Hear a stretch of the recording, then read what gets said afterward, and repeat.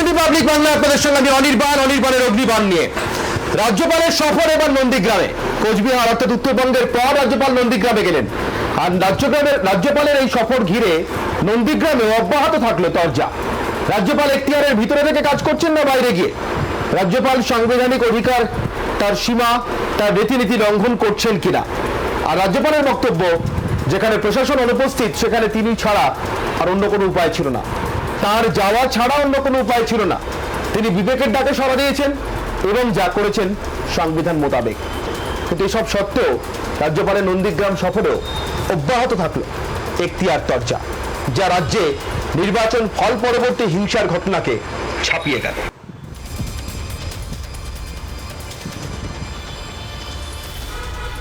আর এই নিয়ে অনির্বাণের অগ্নিবাণে আজকে আলোচনা করব। আমার সঙ্গে উপস্থিত অতিথিদের সঙ্গে আপনাদের পরিচয় করিয়ে দেবো, কিন্তু তার আগে এই মুহূর্তে আজকের যে অগ্নিবাণগুলো আমার অতিথিদের জন্য, আমার যে প্রশ্নবাণ সাজিয়ে রেখেছি সেদিকে নজর রাখবো।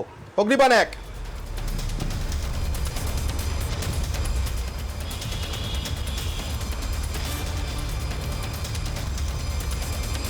নন্দীগ্রামে বা উত্তরবঙ্গে রাজ্য প্রশাসন গেলে রাজ্যপালকে যেতে হতো কি? অগ্নিবাণ 2,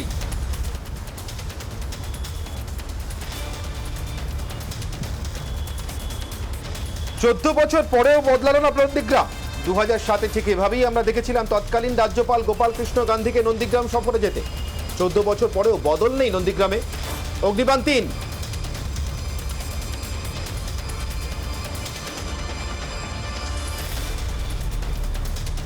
গোপাল কৃষ্ণ গান্ধী যদি ঠিক হয়ে থাকেন তাহলে জগদীপ ধনখড় আজকে ভুল কেন? 14 বছর আগে আমরা শুনেছিলাম গোপাল কৃষ্ণ গান্ধীর এই নন্দীগ্রাম যাত্রাকে তৃণমূল কংগ্রেস ভীষণভাবেই অভিবাদন জানাচ্ছে, উৎসাহ দিচ্ছে। তাহলে আজকে 14 বছর পর জগদীপ ধনখড়ের ক্ষেত্রে তৃণমূল কংগ্রেসের অবস্থান বদলে যাচ্ছে কেন? আমার সঙ্গে বিজেপির তরফ থেকে যুধাজিৎ সেন মজুমদার এবং তৃণমূল কংগ্রেসের তরফ থেকে বাদল দেবনাথ রয়েছেন। আরো অন্য অতিথিরা আমার সঙ্গে আলোচনায় যোগ দেবেন। আমি শুরুতেই বাদলবাবুর কাছে যাব। বাদলবাবু, 14 বছর আগে, আমার অগ্নিবাণ 3, এটা নিয়ে প্রথম আলোচনাতে শুরু করি। 14 বছর আগে এক রাজ্যপালকে আমরা যেতে দেখেছিলাম, তখন সবটা আপনাদের ঠিক ঠিক ঠিক মনে হয়েছিল। তখন বিরোধী নেত্রীর আসনে ছিলেন মমতা বন্দ্যোপাধ্যায়। আজকে 14 বছর পর যখন জগদীপ ধনখড় নন্দীগ্রাম যাচ্ছেন, বা দুদিন আগে যখন উত্তরবঙ্গ গিয়েছেন, আসামে গিয়েছেন ঘর ছাড়াদের শরণার্থী শিবির পরিদর্শন করতে, তখন আপনাদের কেন সব ভুল ভুল ভুল মনে হচ্ছে? দেখো অনির্বাণ, আমি বলি 2007-এর ঘটনার পর কিন্তু আমিও কিন্তু নন্দীগ্রামের একদম সাক্ষী। নন্দীগ্রামের পরিদর্শনে আমি গেছিলাম। গোপাল কৃষ্ণ গান্ধীর সঙ্গে রাজভবনে একবার নয় 2-3 বার আমার আলাপ হয়েছিল, এবং কিছু কারণ নিয়ে আমি র্যালি করে ওখানে গেছিলাম গোপাল কৃষ্ণ গান্ধীর কাছে। ওনার আচরণ, ওনার কথাবার্তা, ওনার ভাষা, এবং আমি নিজে গোপাল কৃষ্ণ গান্ধীকে আমি রাজভবনে পাহাড় দিয়ে প্রণাম করেছিলাম। এবং তখনকার বিষয়টা ছিল সর্বদলীয় ভাবে দেখা হতো, সর্বদলীয় বৈঠক ডাকা হতো, সবাইকে মিলে চলা হতো। এবং মমতা ব্যানার্জি সেই সময় বিরোধী ছিলেন, এটা তুমি ঠিক কথা বলেছো। কিন্তু যে ঘটনাটা নন্দীগ্রামে ঘটেছিল, সেই ঘটনাটা ইতিহাসে মানে কি বলবো, সারা পৃথিবীতে এরকম একটা ঘটনা যে ঘটতে পারে কারো মানে জানা ছিল না। বামফ্রন্টের সময় যে অত্যাচার, 26,000-এর উপর লোককে হত্যা করেছিল। তোমার তো জানা আছে, মরিচাপি থেকে যে বহু ঘটনা, বিচারসূত্রের ঘটনা, নন্দীগ্রাম কেশপুর ঘটনা, গড়পতার ঘটনা, বহু ঘটনা। গোপাল কৃষ্ণ গান্ধী সেই সময় এগিয়ে এসেছিলেন। আর আজকের পরিস্থিতি তোমাকে আমি বলি, যেটা তোমার যে রাজ্যপালের বিষয় 2007 এবং গোপাল কৃষ্ণ গান্ধী, জগদীপ ধনখড় এবং শীতলকুচি, কুচবিহার এবং নন্দীগ্রামের পরিদর্শন। আমি রাজনীতির সঙ্গে অঙ্গাঙ্গিভাবে জড়িত। আমাকে শুধু পরিষ্কার বলো, জেলা অফিস থেকে ঠিক করে দিতে হবে কালকে গোপাল কৃষ্ণ গান্ধী আসছে, ওখানে 2-4 জনকে রাখতে হবে, কেউ যেন গিয়ে তার কাছে গিয়ে অভিযোগ জানায়। এই কথাটা আমি ইনডাইরেক্টলি বললাম এবং সরাসরি বললাম। রিপাবলিক বাংলার মাধ্যমে যারা শুনছে তারা কথাটা বুঝে গেছে যে আমি কি বলতে চলেছি। 3 নম্বর, তুমি আমাকে বলো অনির্বাণ, রাজ্যপাল কুচবিহারে গেছে, কুচবিহারে যাওয়ার পর কুচবিহারে শীতলকুচিতে যেখানে যে পরিবারের যাদের 4 জনকে গুলি করে ফেলেছে, আমাকে বলো যে রাজ্যপালের কাছে কি কেউ বিজেপি, কেউ সিপিএম, কেউ কংগ্রেস, কেউ তৃণমূল এরকম হতে পারে? রাজ্যপাল হতে পারে। আমি রাজ্যপালের কাছে কাল থেকে কয়েকটা ন্যাশনাল চ্যানেলে হাত জোর করে অনুরোধ করেছিলাম। আজকেও তোমার কাছে আমি তোমার চ্যানেলের মাধ্যমে হাত জোর করে অনুরোধ করছি, এই করোনা মহামারীর মধ্যে আপনি রাজনীতি করবেন না। আপনি আপনার যাওয়ার ইচ্ছা হলে করোনার পর আপনি যান, আপনার বয়স হয়েছে, আপনি একটু ধৈর্য নিয়ে চলুন। কোনো ঘটনা কোনো কিছু ঘটে গেলে তখন মমতা ব্যানার্জির উপর আওয়াজ উঠছেন, এই মমতা ব্যানার্জির জন্য আমার কোনো একটা ঘটনা ঘটে। আমি চাই না আপনি 1000 বছর বেঁচে থাকুন, আপনি জগদীপ ধনকরকে অনুরোধ করছি। কিন্তু উদয়নদাকে যখন হাত ভেঙে দিল, উদয়নদার ওখানে দিনহাটায় যখন কয়েকজন লোককে বেধড়ক মারধর করলো, তুমি জানো ওখানে বন ডাকা হয়েছিল, শীতলকুচি যাদের বাড়িতে, তাদের বাড়িতে একবার গেছিল। তুমি জানো মাথাভাঙাতে যে বাড়িতে বর্মনদেব পড়বেন তার বাড়িতে গেছে, কার বাড়িতে গেছে? যেখানে বিজেপি সেখানে গেছে, যেখানে নন্দীগ্রাম বিজেপি সেখানে উনি। কেন তৃণমূলের লোকরা ওনার কাছে কি আলাদা কিছু? বাদলবাবু আমি মানছি, কিন্তু আমার একটা প্রশ্ন, বাদলবাবু আমার একটা প্রশ্ন, আমি মানছি আমি আপনার এই বিষয়গুলো নিয়ে অবশ্যই আমি যুধাজিৎ বাবুর কাছে যাব, কিন্তু তার আগে আমার একটা প্রশ্ন আছে বাদলবাবু। আমার স্মৃতি যদি খুব বেশি বিশ্বাসঘাতকতা না করে থাকে আমার সঙ্গে, নন্দীগ্রামের ঘটনার সময় যখন থেকে সূত্রপাত, তখন থেকে এই রাজ্যের মাওবাদীদের আন্দোলনের লাস্ট যে ফেজটা এখনো পর্যন্ত, যে কোনো দিন আবার ইরাপ্ট করতে পারে, কিন্তু আমি বলছি আমাদের যতদিন পর্যন্ত দেখা হয়েছে এখনো পর্যন্ত, তাতে লাস্ট যে ফেজটা তার শুরুয়াতটা তৈরি হলো, অর্থাৎ পা রাখলো সেটা। নন্দীগ্রামে মাওবাদীরা এলো, পরবর্তীকালে নন্দীগ্রামে আন্দোলনের মাওবাদীদের কি সমর্থন ছিল সবটা আমরা জানতে পেরেছি। মাওবাদীদের আক্রমণে সেই সময় রাজ্যে 4 থেকে 5 বছর সময়সীমার মধ্যে 300 জন বাম কর্মী সমর্থক প্রাণ হারিয়েছে।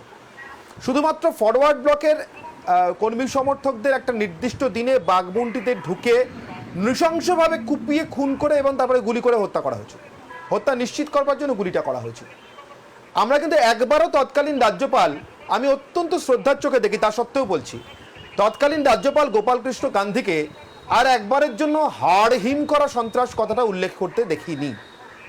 আমার প্রশ্ন, যদি রাজ্যপাল একদেশদর্শী হয়ে থাকেন, যদি রাজ্যপাল নিরপেক্ষতাহীনতায় ভুগে থাকেন, তাহলে গোপালকৃষ্ণ গান্ধীও কি সেই একই রকমভাবে একদেশদর্শী নিরপেক্ষতাহীনতায় ভোগা রাজ্যপাল ছিলেন না? যদি থেকে থাকেন তাহলে সেই রাজ্যপালকে আজকে তখন স্বাগত জানিয়েছিলেন, আজকে এই রাজ্যপালকে স্বাগত জানাচ্ছেন না কেন, জানাতে পারছেন না কেন? তখন শাসক দলে বামফ্রন্ট ছিল, শাসক পক্ষে ভূমিকায় বামফ্রন্ট ছিল, সিপিএম ছিল প্রধান দল, শাসক দল, আর আপনারা ছিলেন প্রধান বিরোধী দল। আজকে আপনারা শাসক দল, তাই না? একদমই না, তোমার প্রশ্নটা একদম অমূলক। তোমার এই প্রশ্নটা হওয়া একদমই বাঞ্ছনীয়, হওয়া উচিত।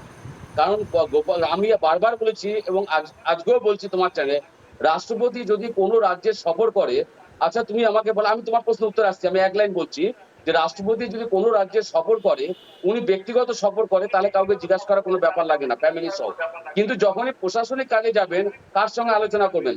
প্রধানমন্ত্রী দপ্তর, পিএমও দপ্তরের সঙ্গে আলোচনা করে উনি প্রশাসনিক কাজে যাবেন। এটা হচ্ছে সংবিধানের রুলস। আর রাজ্যপাল যখন কোনো জায়গায় যাবেন, তখন মুখ্য সচিব এবং মুখ্য সচিব যে দপ্তর আছে, সেই দপ্তরের সঙ্গে আলোচনা করে, প্রশাসনের সঙ্গে আলোচনা করে উনি বিভিন্ন ভ্রমণে যাবেন। দুটো জায়গা আলাদা করে দিচ্ছেন জগদীপ ধনকর। এক, গোপালকৃষ্ণ গান্ধীর ক্ষেত্রে আমি তোমাকে বারবার বলি, গোপালকৃষ্ণ গান্ধী অনেকবার কিন্তু বুদ্ধদেব ভট্টাচার্যের সঙ্গে এবং বারবার উনি প্রশাসনিক আলোচনা করেছিলেন। এবং সেই সময় বুদ্ধদেব ভট্টাচার্য, তোমার মনে আছে যে বুদ্ধদেব ভট্টাচার্য যে দাম্ভিকতা যেটা ছিল, যে উনি যে মুখ্যমন্ত্রী, তার যে দম্ভ যে বারবার প্রকাশ করতেন, একদম কাউকে না মানার একটা ব্যাপার, নিজের দলের মধ্যে উনি কাউকে মানতেন না বলে আমি শুনেছিলাম। কিন্তু ওনার যে আচরণ ছিল, সেই আচরণে একটা হাই এডুকেটেড শিক্ষিত সমাজ, শিক্ষিত মানুষ গোপালকৃষ্ণ গান্ধীর কাছেও কিন্তু কোনো খারাপ জায়গা লাগতেই পারে। কিন্তু গোপালকৃষ্ণ গান্ধী কিন্তু, আমি দায়িত্ব নিয়ে বলছি, তোমার মনে আছে বারবার রাজভবনে সবার সঙ্গে কথা বলেছেন, বারবার ওনাকে ফোন করেছিলেন, কথা বলেছেন, বিভিন্ন বিষয় আলোচনা করেছিলেন। কিন্তু গোপালকৃষ্ণ গান্ধী যে নন্দীগ্রাম গেছেন, কিন্তু এইভাবে রাজ্যে রাজ্যে ঘুরে বেড়া বা কোনো একটি পলিটিক্যাল পার্টির লোকের সঙ্গে শুধু আলাপ করা, এটা কিন্তু গোপালকৃষ্ণ গান্ধী করেননি, যেটা জগদীপ ধনকর করছে। আমি তোমাকে দায়িত্বের একই সঙ্গে আমি আরেকটা জিনিস স্মরণ করে দেবো বাদলবাবু, বুদ্ধদেব ভট্টাচার্য দাম্ভিক ছিলেন কিনা সে সম্পর্কে আপনার মতামত নিতান্তই আপনার ব্যক্তিগত এবং রাজনৈতিক, আমার এই নিয়ে কিছু বলার নেই।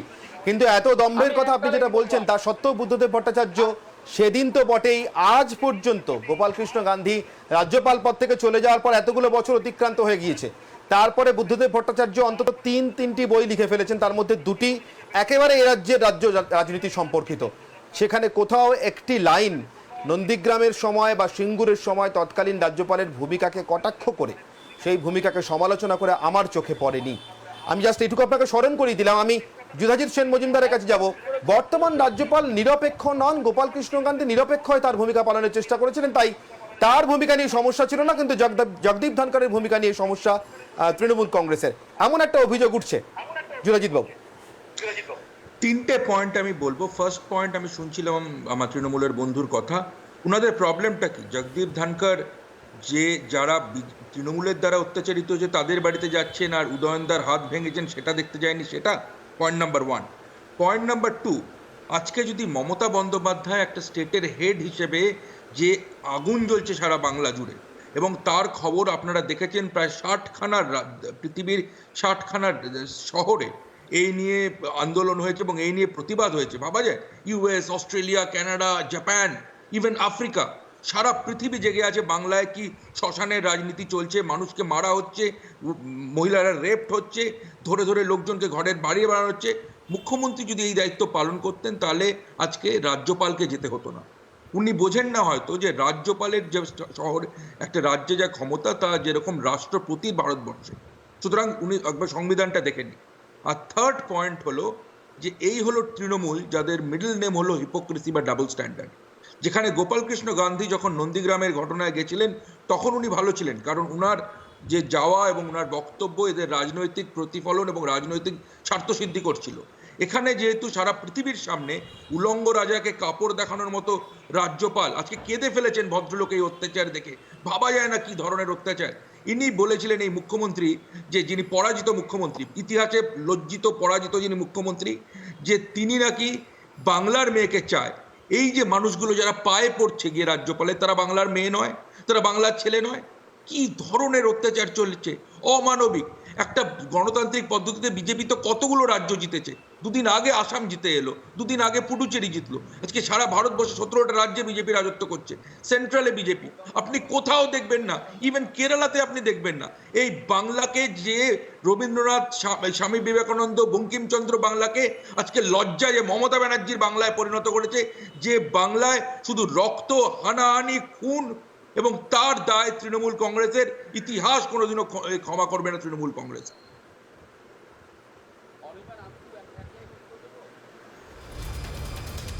আমি আমি আমি বাদল বাবু হাত এক তুলছেন। লাইনে- বাদল বাবু সংক্ষেপে আপনার কাছে যাব, তারপর দেবাশিস বাবুর কাছে যাব। দেবাশিস সরকার আমার সঙ্গে আমি এক লাইনে উত্তর দিচ্ছি। বাদল বাবু আমি বলুন, আপনি হাত তুলছেন। হ্যাঁ। বিজেপির ছোট ভাইকে আমি বলি, কেঁদে ফেলেছেন রাজ্যপাল, খুব ভালো লেগেছে টিভিতে, আমারও খুব খারাপ লাগছে। একজন 70, 72, 75 বছরের বয়স্ক মানুষ কেন একজন নন্দীগ্রামে গিয়ে উনি কাঁদবেন, এটা আমারও খুব খারাপ লেগেছে। কিন্তু তুমি আমাকে বলো, যারা ওখানে গেছে, যে তৃণমূলের কত লোক ওখানে ঘরছাড়া হয়েছে, ওখানকার যে তুমি যাকে বলছো পরাজিত মুখ্যমন্ত্রী, যাকে 1200 ভোটে জেতানো ঘোষণা করার পর আবার 1 ঘন্টা পর লাইট নিবে, সার্ভার ডাউন করে তারপর 1623 ভোটে যাকে জেতানো, এটা কোন রাজ্যে, পৃথিবীর কোন রাজ্যে, কোন মুখ্যমন্ত্রী, কোন গভর্নর, কোন প্রশাসনের ক্ষেত্রে কোথায় হয়েছে, ভারতবর্ষে কোন মুখ্যমন্ত্রী ক্ষেত্রে হয়েছে? এবং ভারতবর্ষে একমাত্র মহিলা মুখ্যমন্ত্রী যে রাষ্ট্রসংঘ থেকে পুরস্কার নিয়ে এসেছে, তার বিরুদ্ধে এইভাবে যে অত্যাচার যেটা স্বয়ং মুখ্যমন্ত্রীর ওপর হয়েছে, তার বেলা বলতে তোমাদের খারাপ লাগছে। রাজ্যপালকে একবারও বলেছে যে মুখ্যমন্ত্রীকে 1200 ভোটে জেতানোর ঘোষণা করার পর তারপর কেন এটা হয়েছে? রাজ্যপাল কিন্তু বলছে না, আমি বারবার এইটাকে সরিয়ে রাখি আলোচনাটাকে, যা নির্বাচন কমিশন বা আদালতের দরজায় যেতে পারে, তার জন্য এখানে আলোচনা করে আমার মনে হয় সত্যি আমাদের কোনো লাভ নেই।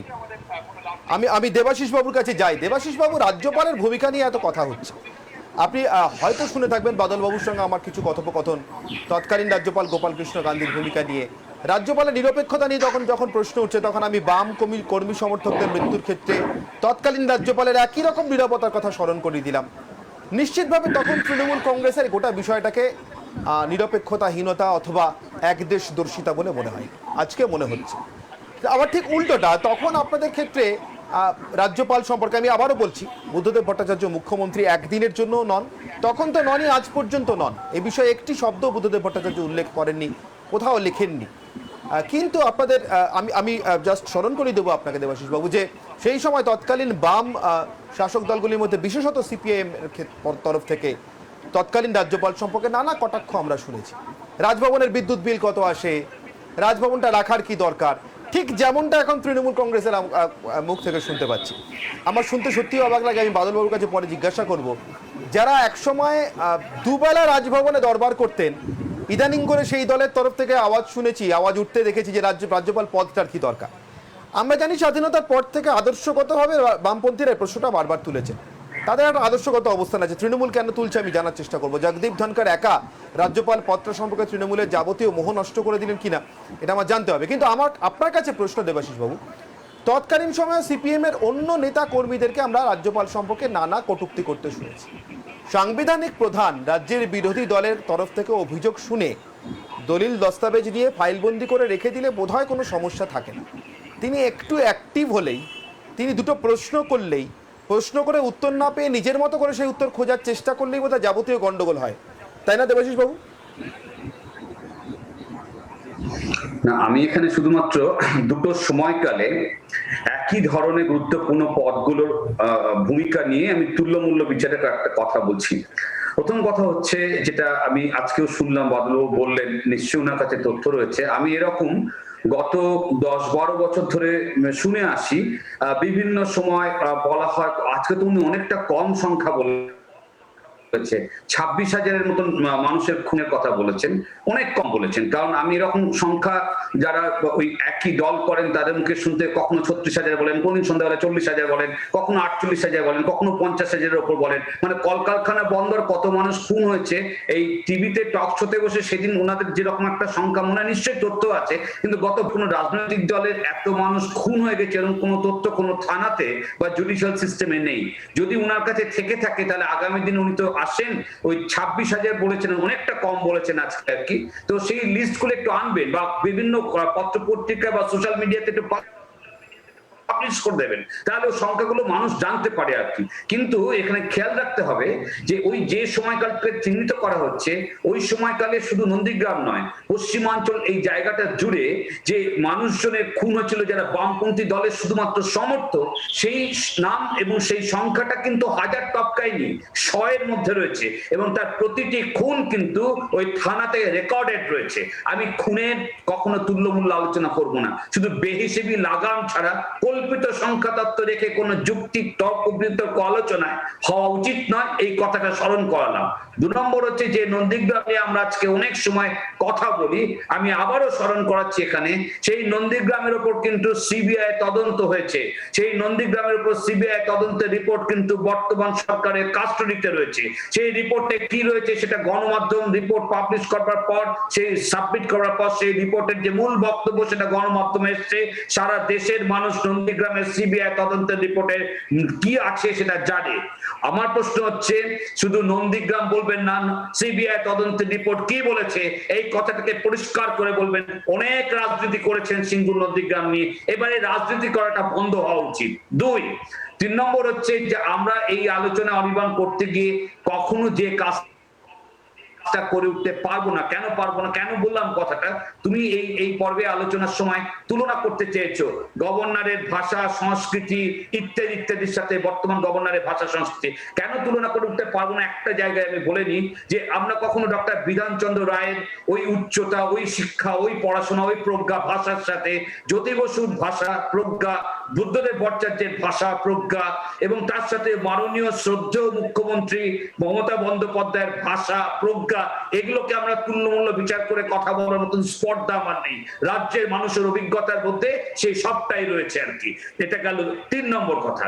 4 নম্বর কথা হচ্ছে যে গভর্নর এটা একদম নিশ্চিতভাবে তার অবস্থান থেকে, আমি আমার যে এখানে যে বিজেপি সমর্থনে যে বন্ধু কথা বলছেন ওর কথাকে সমর্থন করে যেটা বলতে চাইছি সেটা হচ্ছে একদম সঠিক যে আমাদের রাজ্যে নির্বাচনের সাথে বাকি 4টে রাজ্যে নির্বাচন হয়ে গেছে, কিন্তু নির্বাচন পরবর্তী পর্যায়ে শাসক দল বিরোধী দল নয়, নির্বাচন পরবর্তী পর্যায়ে যে পরিমাণ হিংসা হয়েছে, যে পরিমাণ লুট হয়েছে, আগুন লেগেছে, মানুষজন একের পর এক গ্রামে পুরুষহীন গ্রাম কাজ করছে, এই চেহারা ভারতবর্ষের বাকি যে 4টে রাজ্যে নির্বাচন হয়েছে, ফলাফল হয়েছে, কেউ জিতেছে কেউ হেরেছে, হয়নি, কিন্তু আমাদের রাজ্যে এই ঘটনাটা ঘটছে।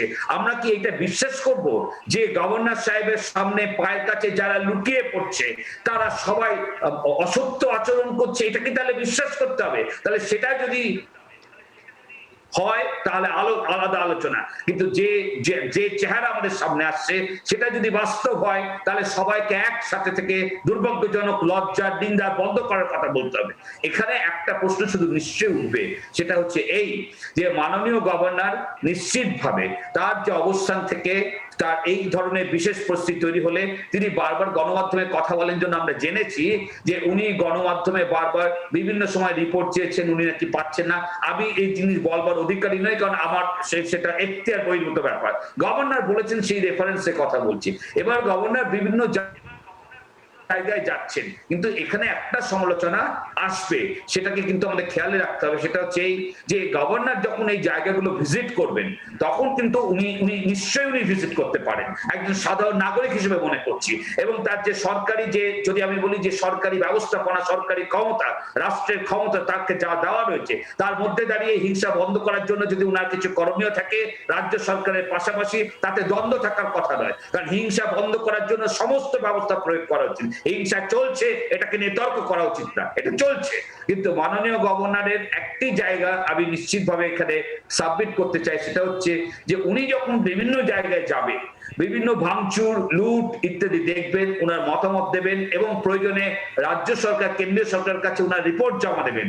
উনি তখন যেন কখনো উনার যে ফাংশনাল যে প্যাটার্ন, সেখানে যেন আবার কখনো কোনো রাজনৈতিক দলের নিরিখে তার যেন কোনো বিভাজন না হয়। অর্থাৎ উনি যখন এই রাজ্যের সন্ত্রাস কবলিত জায়গাগুলোতে যাবে, সেখানে দলমত নির্বিশেষে যে সমস্ত জায়গায় সন্ত্রাস চলছে, সেই সমস্ত জায়গায় উনি যেন, বুঝতে পেরেছি দেবাশিস আপনার বক্তব্য, যে আপনি বলছেন যে রাজ্যপালের বক্তব্যে যেন নির্দিষ্ট রাজনৈতিক দলের নাম না আসে ক্ষতিগ্রস্ত হিসেবে বা আক্রমণকারী হিসেবে। আপনার বক্তব্য, রাজ্যপালের বক্তব্যে যেন যা ঘটেছে তার রিপোর্টটা থাকে, আক্রমণকারীকে, আক্রান্তকে এটা সত্যি সত্যি রাজ্যপালের মতো সাংবিধানিক প্রধানের কাছ থেকে এই সম্পর্কে সরাসরি তার সরকারি রিপোর্টে উল্লেখ থাকাটা কোনো রকমভাবেই সমীচীন নয়।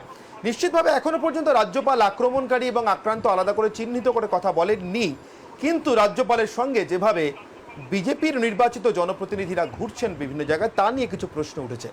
নন্দীগ্রাম আন্দোলনের সময় নন্দীগ্রামে দীর্ঘদিন পড়ে থাকা, বারবার মমতা বন্দ্যোপাধ্যায়ের সঙ্গে নন্দীগ্রামে যাওয়া, তার সফর সঙ্গী হওয়া, আমি রাদার বলবো নন্দীগ্রাম যেতে গিয়ে যেতে না পারা, এই যাবতীয় অভিজ্ঞতা রয়েছে দীপ্তিমান বসুর।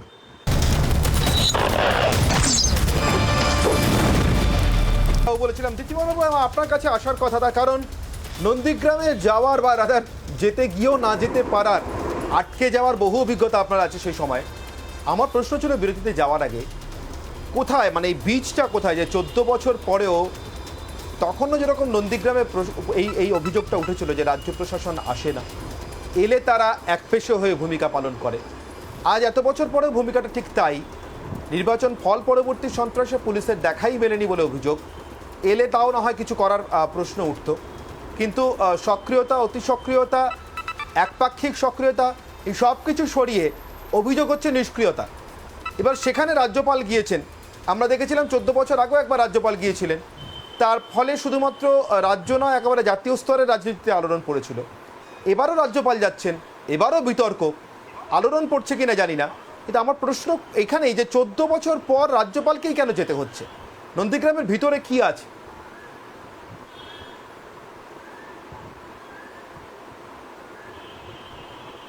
দেখো, 14ই মার্চের নন্দীগ্রাম 2007 অথবা নভেম্বর 2007 নন্দীগ্রাম অথবা মেয়ের 2008 নন্দীগ্রাম, এই নন্দীগ্রামের ঘটনা, হত্যা, ষড়যন্ত্র, লুট, ধর্ষণ, এটা কিন্তু শুধুমাত্র ঘটনার কেন্দ্রিকতার মধ্যে আটকে নেই। এটা কিন্তু একটা সর্বোপরি রাজনীতিকদের কাছে, রাজনৈতিক যারা চালিকা শক্তি, তাদের কাছে একটা শিক্ষা হিসাবে আমি বলতে চাই। তার কারণ এই নন্দীগ্রাম 2007 নন্দীগ্রাম, 2008 নন্দীগ্রাম, 2009 নন্দীগ্রাম শিখিয়েছিল যে শাসকের ভয়ঙ্কর শক্তিও কিন্তু পরাভূত হতে পারে। সেখানে সংখ্যা ম্যাটার করে না, কতজন এমএলএ আছে অথবা কতজন এমএলএ নেই। এটা কিন্তু নন্দীগ্রাম শিক্ষা দিয়েছিল আপামর ভারতবর্ষের রাজনীতি, যে সাধারণ মানুষদের লড়াইয়ে কিভাবে আটকে দেওয়া যায় প্রবল শক্তিধর রাজনৈতিক শক্তি।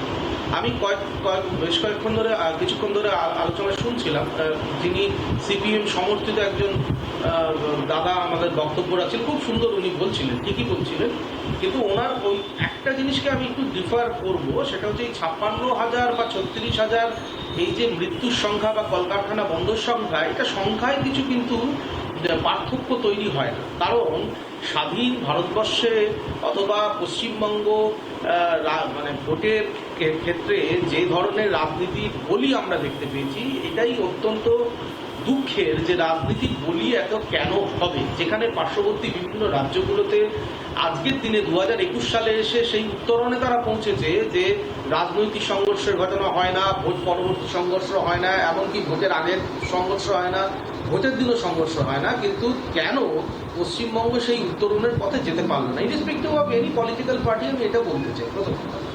দ্বিতীয় কথা হচ্ছে যে 14ই মার্চে 2007-এর যে গুলি চালানোর ঘটনা হয়েছিল এবং কোট আনকোট 14 জন যে মারা গিয়েছিল, সেইখানে কিন্তু সেই সময়ে যিনি রাজ্যপাল ছিলেন গোপাল কৃষ্ণ গান্ধী, তিনি একটা কথাতেই তার ভয়াবহতা সারা পৃথিবীকে বুঝিয়ে দিয়েছিলেন যে কোল্ড হরর কথাটা সেই সময় রাজ্যপাল বলেছিলেন। এবং সেই সময় রাজ্যপাল নিজে চেষ্টা করেছিলেন, নন্দীগ্রাম যেতে পৌঁছেছিলেন, সেই সময় রাজ্যপালকে ঘিরে কি ধরনের কটূক্তি, কি ধরনের গালাগালি ওই সময় সিপিআইএম এর দলরা সংগঠিত করেছিল। আমরা সেই সময় যারা রাজনীতির সঙ্গে কিছুটা যুক্ত ছিলাম বা সেই সময় খবরাখবর রাখতাম, তারা কম বেশি সবাই জানি। আমরা জানি যে মমতা বন্দ্যোপাধ্যায় নিজে সেই সময় যেতে গিয়ে নন্দীগ্রামের যেটা বিনয় কোঙারের দেওয়া প্রেসক্রিপশন অনুযায়ী সিপিএম এর লোকরা কি ধরনের প্রতিবাদ সংগঠিত করেছিল মেচেদার পর থেকে, সেটাও আমরা জানি মেধা পাটেকর, অনুরাধা তলোয়ার, অম্লান দত্ত, বিধুভূষণ দত্তরা, বাণীপদ সাহারা কিভাবে, এমনকি সুনন্দ সান্যালরা কিভাবে প্রতি পদে হেনস্থা হয়েছিল। আমার একটা প্রশ্ন এখানে, দীপ্তিমান বাবু, আপনার কাছে আমার একটা প্রশ্ন। দীপ্তিমান বাবু, এই যে রাজ্যপালের ভূমিকা নিয়ে আমরা আলোচনা করছি, আচ্ছা সেদিনকেও কি রাজ্যপালের ভূমিকা একদেশদর্শী ছিল না? আমি এর আগেও বলেছি, গোপালকৃষ্ণ গান্ধীর প্রতি ব্যক্তি মানুষ হিসেবে আমার অপরিসীম শ্রদ্ধা। রাজ্যপাল পদ ছাড়ার পরও তিনি এমন অনেক কিছু করেছেন, বলেছেন বা লিখেছেন যাতে সেই শ্রদ্ধা বেড়েছে, বই কমে। কিন্তু এই যে হাড়হিম করা সন্ত্রাসের কথা আপনি বলছিলেন, আমি কিন্তু দেখিনি রাজ্যপালকে বাঘমুন্ডিতে একটি নির্দিষ্ট রাজনৈতিক দল করার অপরাধে যখন ওই রকম নৃশংস খুন হলো, তখন হাড়হিম করা সন্ত্রাস শব্দটা ব্যবহার করতে। আমি দেখিনি শুধুমাত্র সিপিএম করেন বলে এক মহিলার মৃতদেহ যখন মরে যাওয়ার পরও দিনের পর দিন তার ছেলে সৎকার করতে পারেননি, তখন এই হাড়হিম করা সন্ত্রাস শব্দটা ব্যবহার করতে। আমার একটা খুব সাদামাটা প্রশ্ন আছে দীপ্তিমানদা, রাজ্যপাল তিনি যত পরিষ্কার পরিচ্ছন্ন নিট অ্যান্ড ক্লিনই হন না কেন, গোপালকৃষ্ণ গান্ধীকে যদি আমরা একটা মানদণ্ড ধরি, তাহলে এমনকি গোপালকৃষ্ণ গান্ধীও নিরপেক্ষতার ঊর্ধ্বে নন, তাই জগদীপ ধনকর সম্পর্কেও স্বাভাবিকভাবেই প্রশ্ন উঠছে।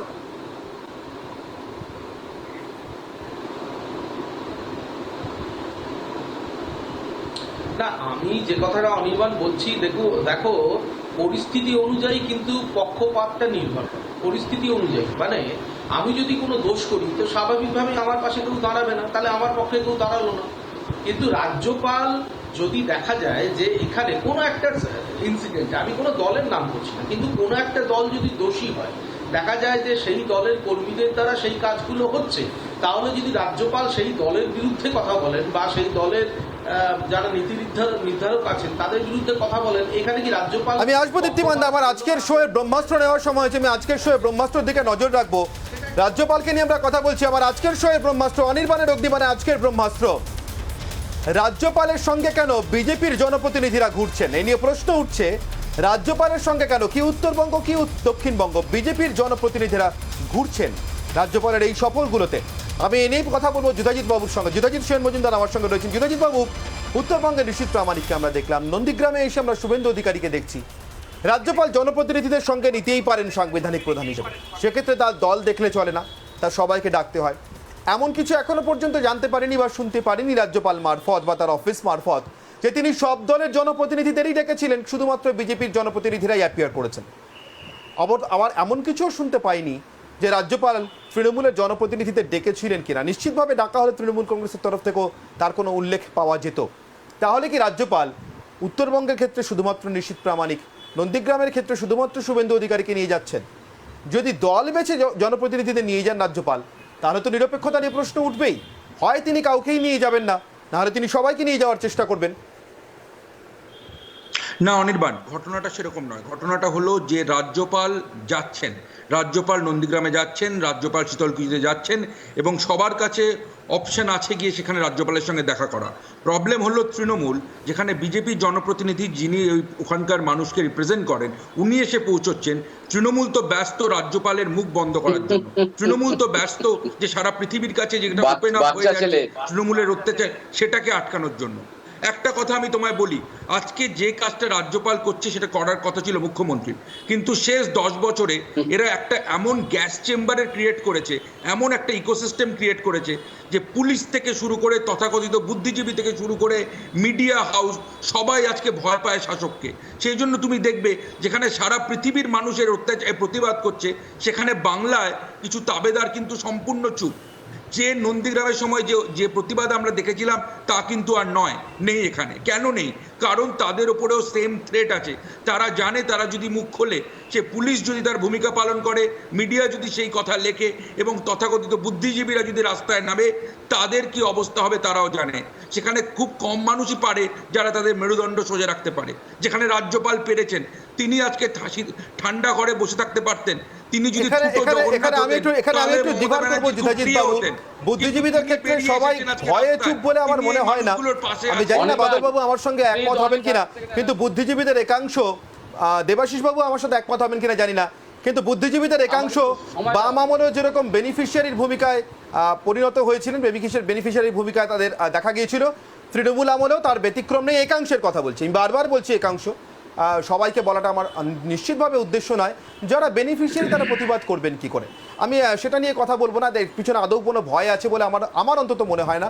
কিন্তু বাদলবাবু আপনার কাছে আমার প্রশ্ন আছে, আমার এই ব্রহ্মাস্ত্রের পরিপ্রেক্ষিতেই আপনার প্রশ্ন, যে আপনারা ঠিক এই কারণে কি আপত্তিটা তুলছেন যে রাজ্যপাল যদি উত্তরবঙ্গে উদয়ন গুহকে সঙ্গে নিতেন, নন্দীগ্রামে যাওয়ার সময় যদি অখিলগিরিকে সঙ্গে নিতেন বা অন্তত নিতে চাইতেন, আপনারা যেতেন কিনা আমি জানি না, কেন আমরা দেখেছি রাজ্যপাল ডাকলেও অনেক সময় আপনারা যান না। কিন্তু আমার প্রশ্ন, যদি ডাকতেন তাহলে অন্তত বোধহয় আপনাদের বলার জায়গাটা থাকতো না, নাকি? না, তোমার প্রশ্নটা সেখানে নয়। প্রশ্নটা তুমি দারুণ করেছো, কিন্তু আমার কাছে কিন্তু এই একটা প্রশ্নের সঙ্গে কিন্তু অনেকগুলো প্রশ্ন এসে দাঁড়িয়ে গেছে, যেটা আমাকে অন্তত 1 মিনিট সময় দিও। আমি অনুরোধ করছি তোমাকে। দেখো, রাজ্যপাল আজকেই বলেছে যে রাজ্য আগ্নেয়গিরির ওপর দাঁড়িয়ে আছে। আমি বলবো উনি বাংলা ভাষায় আগ্নেয়গিরি আর হিন্দি আগ্নেয়গিরি শব্দের মধ্যে আকাশ পাতাল তফাৎ আছে, বা আমি বলবো উনি অতিরিক্ত। যদি কেউ মনে করে থাকে আমি সবচেয়ে বেশি সংবিধান বুঝি, অনির্বাণ, সমস্যা হয় সেইখানটায় যে আমি নিজেকে বড্ড বেশি পণ্ডিত মনে করছি, যার জন্য রাজ্যপালের যে ভূমিকা, এই ভূমিকা রাজ্যপাল যতবার পশ্চিমবঙ্গে যতদিন থেকে আর 2-3 বছর থেকে যতদিন আপনি করে দেখাবেন, আমি বলবো বিজেপির সর্বনাশ রাজ্যপাল নিজে করে যাচ্ছেন বারবার। প্রশ্ন এখানে দ্বিতীয়, গোপাল কৃষ্ণ গান্ধীর সঙ্গে যে তুলনা তুমি বলছো, তুমি নিজেই বলে ফেললে গোপাল কৃষ্ণ গান্ধীর জায়গাটা ছিল একটা শ্রদ্ধার জায়গা। এই কথাটা কোন একটা জায়গায় তুমি বলে ফেলেছো, কথাটা একদম ঠিক কথা বলেছো। কিন্তু এক পেশে যে ভাবটা এসে দাঁড়াচ্ছে, যে প্রশ্ন, আমি ভ্রমণে যাব, আমি তোমাকে বললাম মুখ্য সচিবের দপ্তরে কথা বলেনি, রাষ্ট্রপতি কোথাও যাবে, প্রধানমন্ত্রী সচিব প্রধান দপ্তরে কথা বলেনি। কোথাও প্রশ্ন হচ্ছে এমএলএ এমপি চলে যাবে কুচবিহারে, কিন্তু আমি তার বাড়িতে যাব, তুমি আমাদের এমপি এমএলএ নেবে কি নেবে না সেটা তোমার ব্যাপার, তোমার এখতিয়ার রাজ্যপালের। কিন্তু তোমার উচিত ছিল না, আমি সবার বাড়ি যাব, আমি তৃণমূলের বাড়ি যাব, আমি সিপিএম এর বাড়ি যাব, আমি কংগ্রেসের বাড়ি যাব, আমি বিজেপির বাড়ি যাব।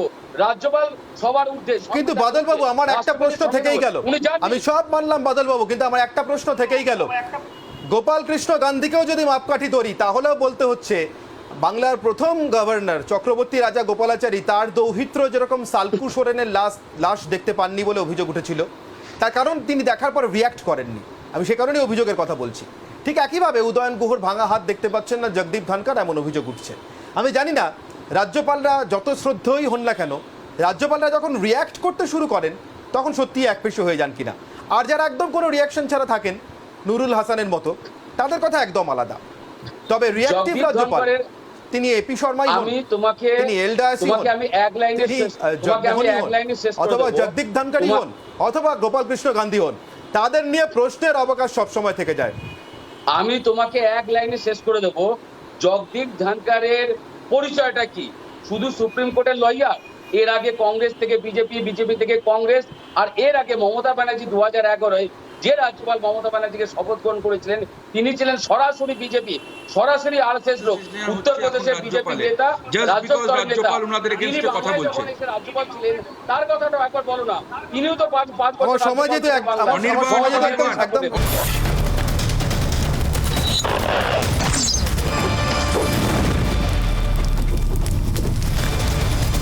সরাসরি চলে যাবো আলোচনাতে। যুধাজিৎ বাবু বলছিলেন বাদল বাবুর প্রশ্নের উত্তরে, যুধাজিৎ বাবু আপনার উত্তর, আপনি কিছু বলতে চাইছিলেন তখন।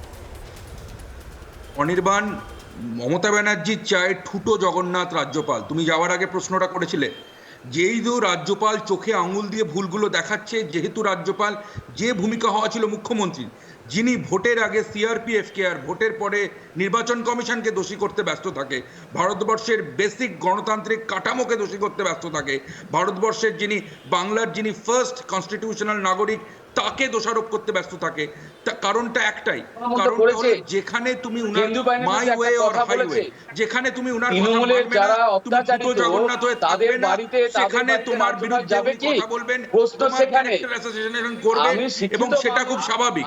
বাকিদেরকে বেনিফিশিয়ারি করে রাখা, সংবিধানের কথা বলছি, বিরুদ্ধে কথা বলবে তার মুখ বন্ধ করে দেওয়া। সংবিধান তুমি ভারতবর্ষের আমি আমাকে 10 সেকেন্ড দাও, তারপরে বাদলবাবু বলবেন। তুমি এখানে দলাদলি করছো না বাদলবাবু, আমি কথা বলিনি আপনার সময়, আমাকে 10 সেকেন্ড দাও। দলাদলি করছে। দেখো আজকে যে তৃণমূল যাদের মিডল নেম হলো ডাবল স্ট্যান্ডার্ড, যখন গোপাল কৃষ্ণ গান্ধী ছিলেন তখন এনারা কোথায় ছিলেন? আজকে যখন এই রাজ্যপাল যাচ্ছে এবং উনাদের জনপ্রতিনিধিদের কাছে অপশন আছে গিয়ে রাজ্যপালকে দেখানোর, উনারা কিন্তু কেউ আসছে না। পুরো ঘটনাটাকে বিজেপির জনপ্রতিনিধি আসছেন, তৃণমূলের আসছেন না, এর বাইরে আর কিছু নয়। কিন্তু সৎ সাহসের আমি একবার দেবাশিস বাবুর কাছে যাব। মুখ্যমন্ত্রী কেন এত ইনসিকিউর? এমকে নারায়ণন কৃষ্ণনাথ ত্রিপাঠীর কাছে, সত্যি দেবাশিস বাবু, ঘটনাটা এমকে নারায়ণন কৃষ্ণনাথ ত্রিপাঠীর ক্ষেত্রে আমরা সমস্যা দেখিনি, জগদীপ ধনখড়ের ক্ষেত্রে দেখছি, আপনাদের ক্ষেত্রেও দেখেছি আপনারা নুরুল হাসানকে নিয়ে সন্তুষ্ট ছিলেন, আপনারা অন্যান্য রাজ্যপালকে নিয়ে সন্তুষ্ট ছিলেন, সামান্য খটামটি টিভি রাজেশ্বরের সঙ্গে লেগেছিল, কিন্তু মোটের উপর আপনারা সন্তুষ্টই ছিলেন। আপনাদের সমস্যা শুরু হয়েছিল গোপাল কৃষ্ণ গান্ধী রিঅ্যাক্টিভ হতে শুরু করার পর। রাজ্যপাল রিঅ্যাক্টিভ হলে কি সরকারের সঙ্গে সমস্যা হয়?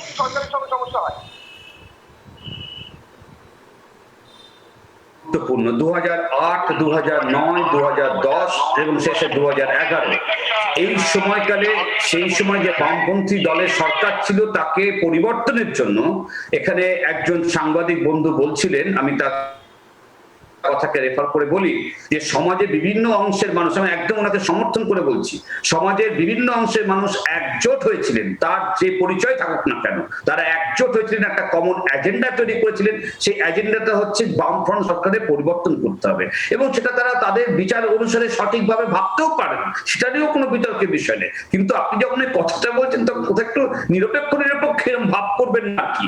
কারণ তাদের প্রত্যেকের একটা নির্দিষ্ট পলিটিক্যাল এজেন্ডা ছিল, প্রত্যেকটা পলিটিক্যাল পার্টি এক জায়গায় এসেছিল, মাওবাদী ফোর্স তার সাথে সংযুক্তকরণ হয়েছিল, তার সাথে সমাজের বিভিন্ন অংশের মানুষ সংযুক্ত হয়েছিল, ও তাদের একটি মাত্র এজেন্ডা ছিল বামফ্রন্ট সরকারের পরিবর্তন করতে হবে। ফলে সেই জায়গাটা খুব পরিষ্কার। কারণ নন্দীগ্রাম নিয়ে যে রাজনীতির কথা বলেন, আমি স্মরণ করাচ্ছি ওই সাংবাদিক বন্ধু এবং সেই সময় রাজনীতির চর্চায় যারা রেফার করছেন, সেটা হচ্ছে এই যে লক্ষণ শেঠ বলেছিলেন যে একটা ইন্ডাস্ট্রিয়াল নয়াচারে একটা ইন্ডাস্ট্রিয়াল হাব হবে। পরবর্তী অবস্থায় মুখ্যমন্ত্রীর চেয়ার থেকে জানিয়ে দেওয়া হয়েছিল এবং নোটিশ বের করে দেওয়া হয়েছিল ডিএম এর তরফ থেকে যে ওইখানে কোন রকম ইন্ডাস্ট্রিয়াল হাব হবে না। তার পরবর্তী অবস্থাতেও নন্দীগ্রাম নিয়ে যে আপনি একদম সঠিক কথা বলেছিলেন, সমাজের বিভিন্ন অংশের মানুষ, বিভিন্ন রাজনৈতিক দল, মাওবাদী শক্তি তারা এক জায়গায় জড়ো হয়েছিল নন্দীগ্রামের অ্যাবসলিউটলি মিথ্যে কথাকে ভিত্তি করে ওখানে একটা জনরোষ তৈরি করতে, এবং আপনারা সবাই সেটা সাকসেসফুলি করতে পেরেছিলেন। এটা হচ্ছে প্রথম কথা। দ্বিতীয় কথা হচ্ছে নন্দীগ্রাম নিয়ে আজকে কেউ যেন বড় বড় কথা না বলে, কারণ নন্দীগ্রাম নিয়ে আমাদের রাজ্যের মাননীয় মুখ্যমন্ত্রী শ্রদ্ধেয় মমতা বন্দ্যোপাধ্যায় নির্বাচন প্রচারে এই মাত্র কয়েকদিন আগে নির্বাচন প্রচারে প্রকাশ্য সভায় নন্দীগ্রাম ঘটনার সময় কোন পরিবার, কোন অংশের মানুষের, কোন রাজনৈতিক নেতাদের কি ভূমিকা ছিল উনি কিন্তু মাত্র 1 মাস আগে আমি দীপ্তিমান বাবুর কাছে যাই।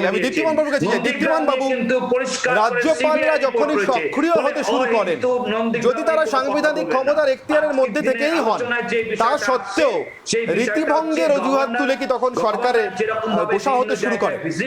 যে কোনো রাজ্যপাল যে সময় থাকুন না কেন, এটাই কি আসলে ঘটে? সঙ্গত কারণ রয়েছে, সমাজে বিভিন্ন অংশের মানুষ আক্রান্ত হয়েছে। আমি আসবো দেবাশিস বাবু, আমি দীপ্তিমান বাবুর কাছে উত্তর নিয়ে নিই।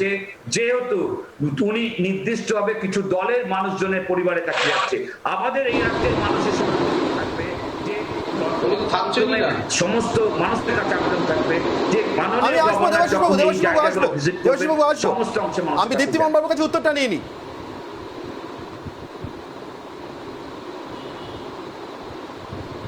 না, সমস্যা হচ্ছে সরকার যখন কোনো দোষ করে বা ত্রুটি করে, সেই ত্রুটির আকারটা যখন অনেক বড় হয়, বৃহৎ হয়, তখন রাজ্যের সাংবিধানিক প্রধান হিসাবে রাজ্যপাল যদি সেই ত্রুটির ব্যাপারে কোনো মন্তব্য করেন বা সেখানে যদি অ্যাক্টিভেট হন, তাহলে স্বাভাবিকভাবে রাজ্য সরকারের একটা গোসা হয়। এটা আমরা দীর্ঘদিন ধরে দেখেছি, সিপিআইএম এর রাজত্বও দেখেছি, তৃণমূলের রাজত্বও গত কয়েক বছর ধরে দেখেছি। এবং আজকের দিনে রাজ্যপাল যিনি জগদীপ ধনখড় সাহেব আছেন, তিনি যেভাবে মুভমেন্ট করছেন, যা করছেন, সেটাতে স্বাভাবিকভাবেই এই সরকারেরও গোসা হচ্ছে বা হবে, এটা খুব স্বাভাবিকভাবেই ধরে নেওয়া যায়। কিন্তু বিষয়টা হচ্ছে আমাদের সাধারণ মানুষ হিসাবে আমাদের দুঃখের জায়গাটা এটাই যে একটা নির্বাচিত সরকার এসছে, সেই নির্বাচিত সরকারটা একটা বহু মানুষের সমর্থন নিয়ে এসছে।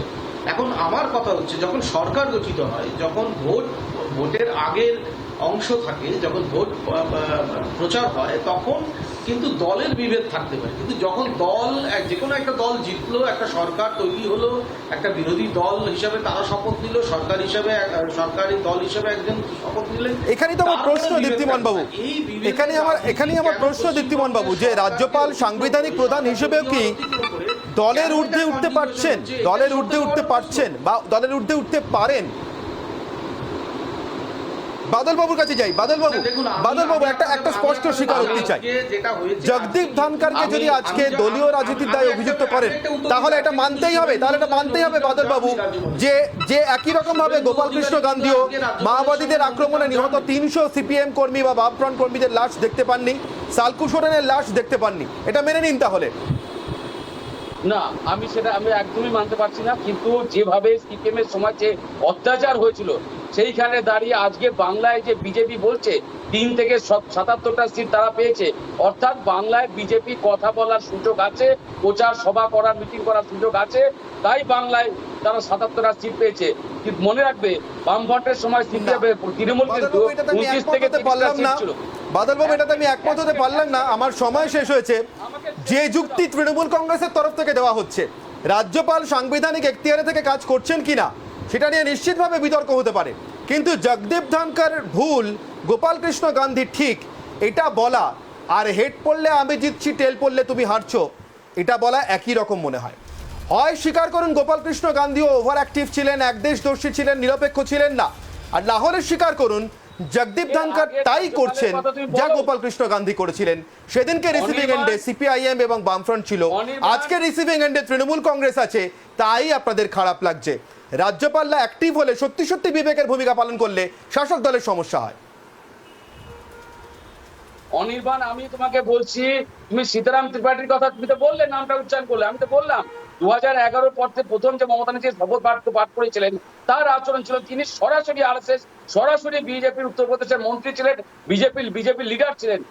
জগদীপ ধনখড় কংগ্রেস বিজেপি কংগ্রেস করে উনি আজকে রাজ্যপাল হয়েছেন। অতিরিক্ত তুমি আমাকে একটা শুধু কথা বলো, জগদীপ ধনখড় তারকেশ্বরে যে গ্রুপটা খুন হয়েছে, না, কিন্তু আমি আমার নির্দিষ্ট প্রশ্নের উত্তর পেলাম না, সম্ভবত এই প্রশ্নের উত্তর সরাসরি পাওয়া সম্ভব নয়, কারণ কোন রাজনৈতিক দলই যখন বিরোধী আসনে থাকে তখন রাজ্যপালকে তারা স্বাগত জানান, রাজ্যপালের সমস্ত অ্যাক্টিভিটিকে তারা সমর্থন জানান। যেই মুহূর্তে সরকারে তারা বসেন, রাজ্যপাল বিবেকের ভূমিকা পালন করতে শুরু করলেই তাদের যাবতীয় সমস্যা শুরু হয়।